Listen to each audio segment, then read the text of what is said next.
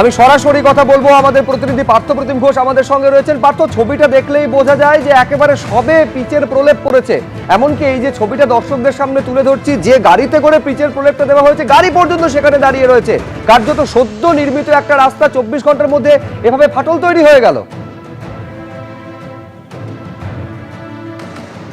দেখো, সেই 24 ঘন্টার মধ্যেই রাস্তায় ফাটল হলো এবং যে বিষয়টা স্থানীয়রা বলছেন, তারা আজকে দুপুরবেলা যখন ভূমিকম্প অনুভব করেন তারপরে বেরিয়ে দেখেন যে রাস্তা। সরাসরি প্রথমেই রাস্তার ছবিটা দেখাবো। এইটা হচ্ছে বেহালার পণ্যশ্রীর 132 নম্বর ওয়ার্ডের সাগর মান্না রোড। বর্তমানে যে পরিস্থিতি দেখতে পাচ্ছ, এই পরিস্থিতিটা এতটা ছিল না, কারণ এই যে রাস্তা, আমার সহকর্মী সন্দীপ সাধুকা দেখাবে, এই যে রাস্তা দেখতে পাচ্ছ একটা পিচ হয় গতকালকেই, এবং এই যে রাস্তাটা নতুন করে তৈরি হয়েছিল, এখানে একাধিক ফ্ল্যাট হয়েছিল এই জায়গাতে, এবং তার পরবর্তীকালে আজকে তারা দেখতে পান যে এই রাস্তার যে এই যে মাঝের যে অংশটা, গ্যাপটা দেখতে পাচ্ছ, এখানে একটা বড় গর্ত যেটা হয়ে রয়েছে, সেখানে দেখতে পাওয়া যায় যে পিচের যে অংশ, সেই রাস্তা সম্পূর্ণভাবে দুটো ভাগ হয়ে গেছে। এবং এরপরেই কর্পোরেশনকে খবর গিয়ে পৌঁছায়। কর্পোরেশন থেকে ইঞ্জিনিয়াররা আসেন এবং আসার পরে তারা জেসিবি নিয়ে আসেন। জেসিবি নিয়ে এসে এই জায়গায় যেহেতু বিপজ্জনক অবস্থায় রয়েছে, সেই কারণে জেসিবি দিয়ে এখানে রাস্তার যে মাটি আরও তারা তোলেন, যেহেতু ধস নেমেছিল, সেইটা তুলে সেটাকে সরান এবং আপাতত যাতে আরও কোনো রকমভাবে কোনো বিপদ না হয় তার জন্য এরকম মাটি তুলে সাইডে রাখা হয়েছে। এবং এক্ষেত্রে কিন্তু যে বিষয়টা তারা বলছেন যে এই রাস্তাটা একেবারে নতুন করে হয়েছিল, তারপরে রাস্তার কতটা রাস্তা এইরকম ক্র্যাক হয়েছিল তোমায় দেখাবো, যে একেবারে 40 ফুট, বলছি 40 না তার থেকেও আরও বেশি, 40 থেকে 50 ফুট এগিয়ে আসতে বলবো আমার সহকর্মী সন্দীপকে।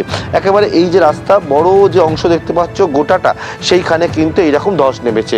এই রাস্তাটা যে তৈরি হয়েছিল সাগরমান্না রোড, তার আশেপাশে একাধিক বহুতল দেখতে পাচ্ছ ফ্ল্যাট হয়েছিল, এবং এই জায়গায় যেহেতু পরপর একের পর এক বহুতল তৈরি হয়, তারপরে কিন্তু এই যে রাস্তা, এই রাস্তা কর্পোরেশনকে দেওয়া হয়, কর্পোরেশন এই রাস্তা তৈরি করেন। কিন্তু অন্যান্য আশেপাশের রাস্তা, সেই রাস্তায় কোনো রকমভাবে ফাটল কিছু লক্ষ্য না করা গেলেও, কিছু না হলেও এই রাস্তায় কিন্তু এইরকম ফাটল হলো।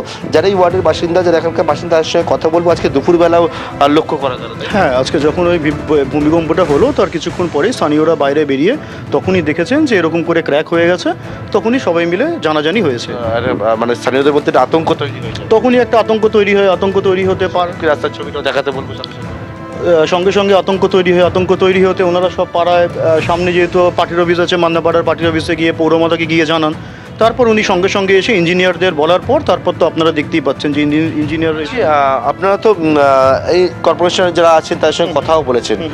আপনি কি মানে কর্পোরেশনের না না না না এখানে বসবাস করেন? এখানে অন্যান্য আশেপাশে কোনো জায়গায় তো কোনো ক্ষতি হলো না, মানে নির্মাণটাই কোনো সমস্যা ছিল? না, মেন মনে হচ্ছে যে কর্পোরেশনের লোকেরাও যেটা এসে বলছে যে পাশে যেহেতু পুকুর আছে, আপনারা দেখতে পাচ্ছেন যে পাশে একটা পুকুর আছে, আর পুকুরে জলের স্তরটা একদম নেমে এসেছে। কিছুদিন আগে পুকুরের জলের স্তরটা একদম নেমে আসাতে সেইটার জন্য বলছে মেন ইম্প্যাক্টটা সেই জন্যই হয়েছে, সেইখান থেকেই। আচ্ছা, যারা স্থানীয়রা আরো রয়েছেন, আমি কথা বলবো, একটা বাড়িতে ছিলেন তখন কি ভূমিকম্প অনুভব করলেন? হ্যাঁ, তারপরে মানে কি দেখলেন বেরিয়ে? তারপর তো দেখছি এরকম ফাটল আরম্ভ হয়েছে তারপর থেকে। মানে হঠাৎ করে ভাই নতুন রাস্তা তো, হ্যাঁ, একদম নতুন রাস্তা, কাল সন্ধ্যাবেলায় করে গেছে। আশেপাশে কোথাও তো কিছু হয় না না, হঠাৎই এই জিনিসটা হয়েছে। কতদিন ধরে কাজ হচ্ছিল?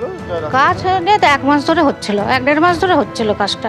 আচ্ছা, তারপরে এরকম ভাবে হ্যাঁ, হচ্ছে, মানে আপনারা বাড়ি থেকে সবাই কি ভয়ে তখন বেরিয়ে এলেন? ভয়ে তো স্বাভাবিক, তো বেরিয়ে আসতেই হবে এটা।